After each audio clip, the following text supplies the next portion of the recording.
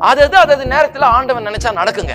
கேள்விப்பட்டிருக்கீங்களா? இது நம்ம ஒண்ணும் கவலைப்படல, அது பாட்டு நடக்கும். எங்க நடக்குது? சர்வ வல்லமையுள்ள தேவன், இவருடைய தேவன், மீட்பை பெற்றிருக்கிறவர்கள், ரத்தத்தால் மீட்கப்பட்டவர்கள், தேவனுடைய பிள்ளைகள் என்று அழைக்கப்படுகிறவர்கள், இருந்தாலும் அவ்வளவு ஒரு தோல்வியில வாழ்ந்து கொண்டிருக்கிறார்கள்.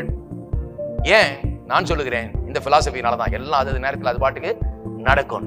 அது நடக்காது. நாம தான் என்ன நடக்க வேண்டும் என்பதை தீர்மானித்து அதை நம்முடைய கரத்துல எடுத்து என்னுடைய வாழ்க்கையிலே, என்னுடைய குடும்பத்திலே, என்னுடைய சபையிலே, என்னுடைய உலகத்திலே, என்னுடைய வியாபாரத்திலே, என்னுடைய தொழிலே, என் கையின் பிரயாசங்களிலே இப்படித்தான் நடக்க வேண்டும் என்று தேவனுடைய சித்தத்தை நாம் நிலைநாட்ட வேண்டும்.